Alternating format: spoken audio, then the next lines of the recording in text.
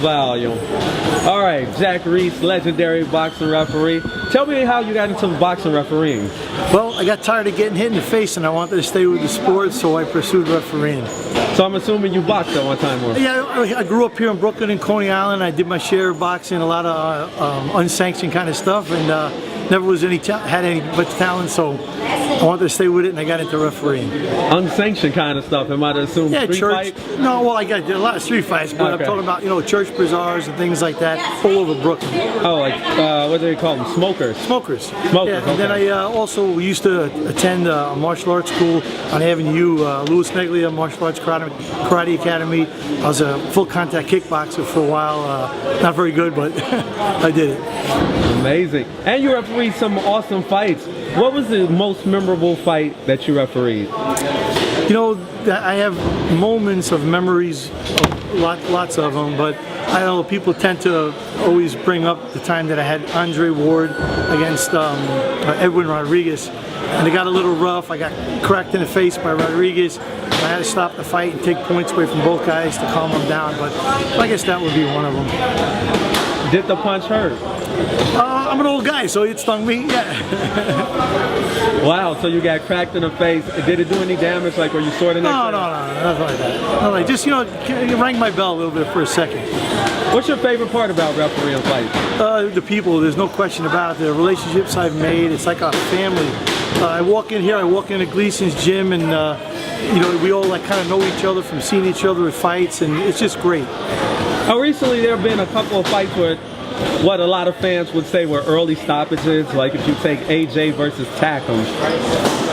When do you think is the perfect time for a referee to stop a fight? Great question. It's the rule I use is when a fighter can no longer intelligently defend himself, and when a fighter turns his back on a fighter, or he bends down at the waist, puts his hands over his head, or if the things that he's doing with his body aren't appropriate for the situation. In other words, you wouldn't turn your body when someone's trying to hit you, you wouldn't turn away, or you wouldn't drop your hands when a guy's in the middle attacking you. It demonstrates that they're out on their feet and they're no longer cognizant of where they are and no longer able to protect themselves.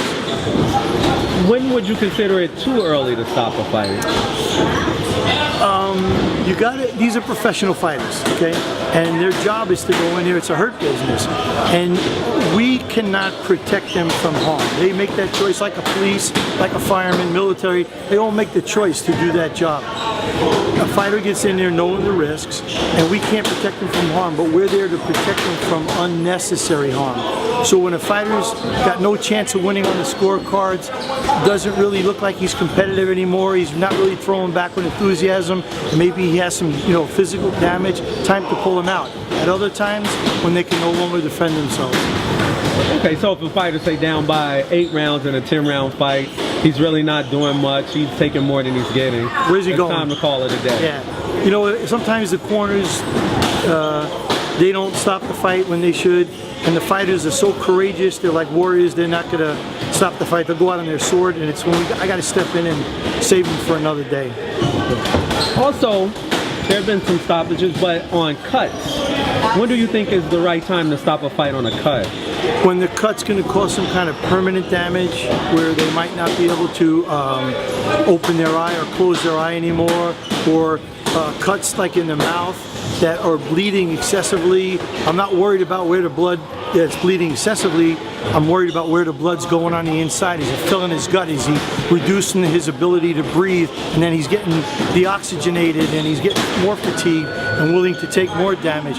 So anytime a cut becomes dangerous, where it can create permanent injury, permanent damage, or if what's going on could hurt him as well on the inside. Cuts on the mouth, that's very interesting. It reminds me of Klitschko versus Lennox Lewis, when he had the huge gash in his mouth.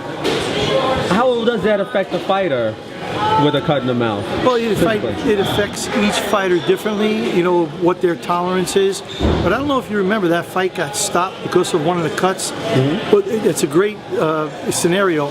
So he had a cut on this part of his eye, and that's a very dangerous place to get cut, on the eyelid itself. because if it goes into the center, he will lose his ability to blink and close his eye and he'll have eye damage. And he had that cut for quite a few rounds, and then the doctor stopped it, and everybody was complaining, why did the doctor stop it? It was the same cut 3 rounds ago. Well, actually not.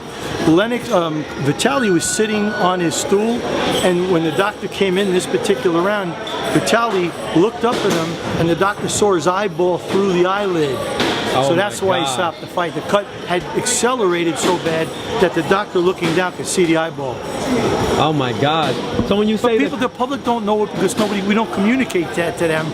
But you know, it's always for a good reason. That's what I'm here for, to find out the truth. So when you say it could go from here to the bridge of the nose, do you mean the actual cut or the blood?